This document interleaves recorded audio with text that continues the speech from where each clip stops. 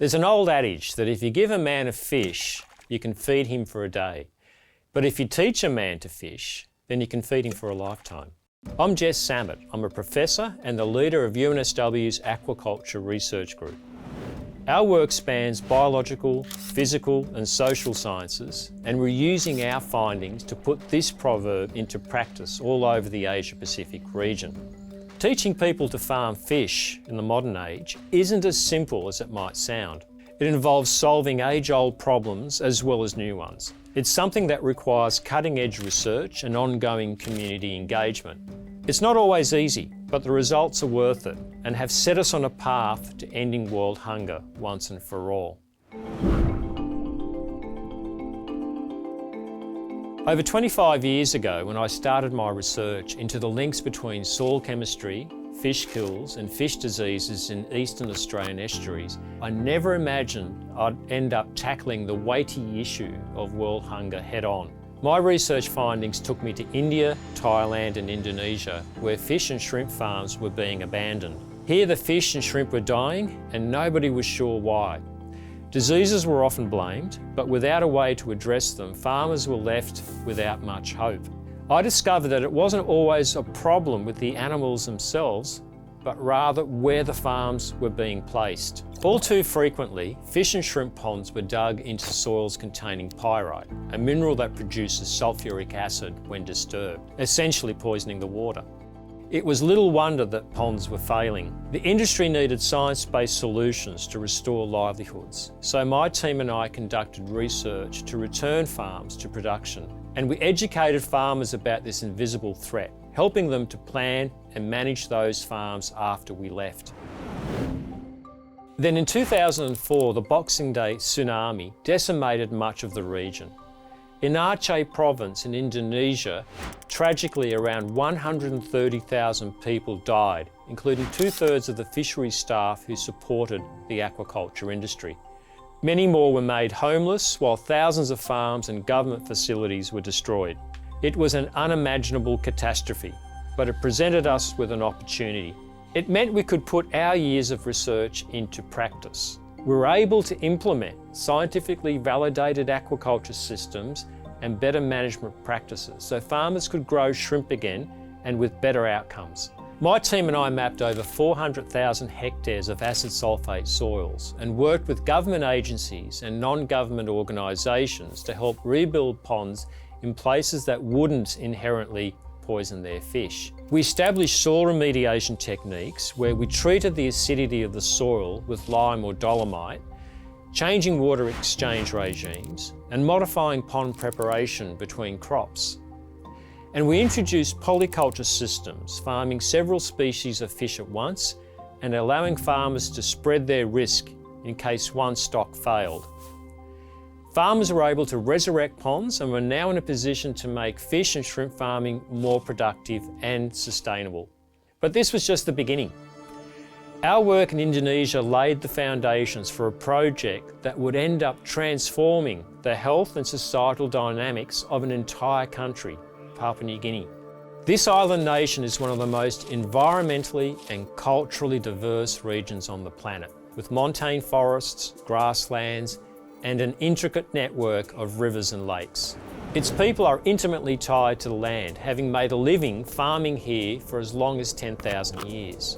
But as the population has grown and diets and lifestyles have shifted with colonial interference, farming no longer gives the people of Papua New Guinea what they need. Their staple crops are vegetables, and with many people in the rural parts of the country living off less than $2 a day, animal farming isn't affordable.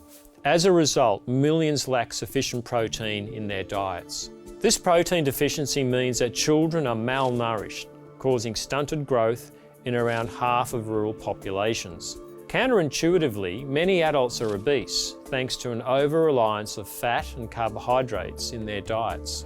Many families can't afford to send their children to school, which sets up an intergenerational cycle of poverty that's hard to break, leading to crime, addiction, and other problems that can permeate society.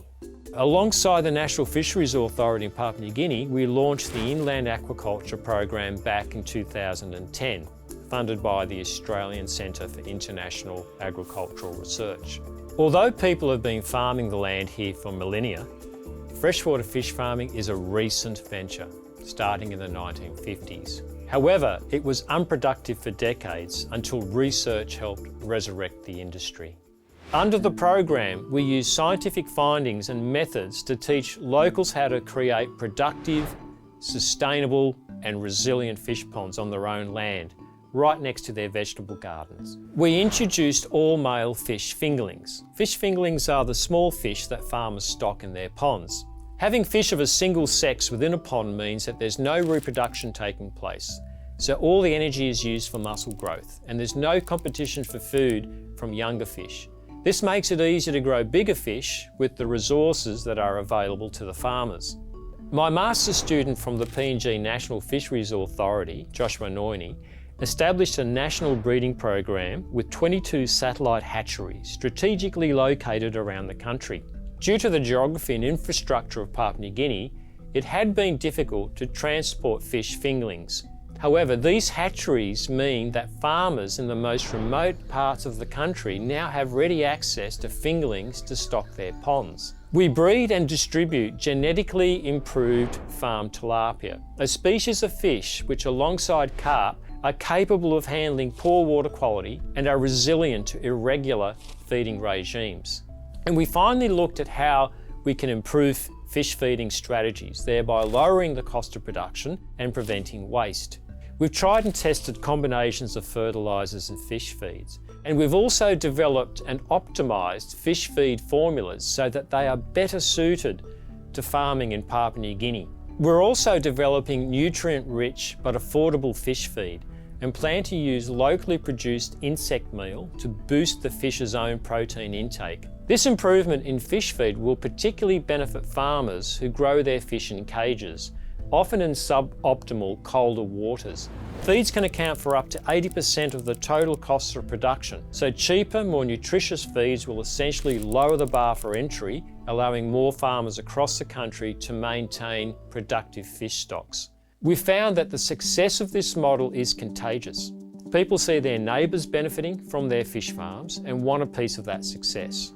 In less than a decade, we've seen the number of inland fish farms jump from around 10,000 to over 70,000. All of this helps to provide a healthy and sustainable source of protein, supplementing these rural farmers' diets to tackle malnutrition and its associated health problems. And the knock-on benefits have been even more impressive.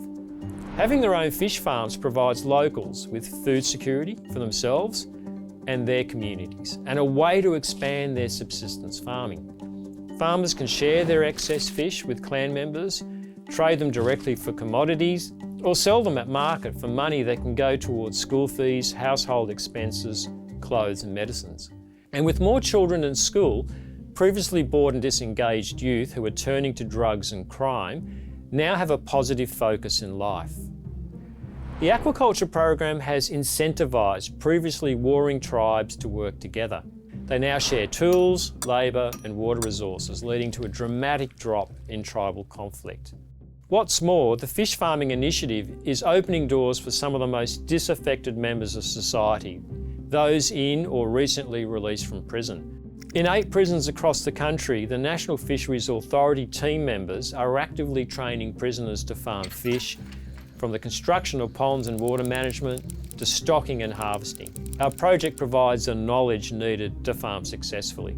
In the past, ex-convicts would return to a society that shunned them, but when they return with skills and knowledge to become successful fish farmers, they're able to regain their status and become productive members of society, even role models. The positive impacts of the aquaculture program in Papua New Guinea have exceeded our expectations. The program is doing more than just rebuilding fish farms. It's rebuilding lives and communities. And just as the program was built off the back of knowledge and skills that were developed in Indonesia and elsewhere, we're taking the findings and successes from Papua New Guinea to continually improve our projects across the Asia Pacific. This is one project among many across the globe that are working towards the goal of finally ending world hunger.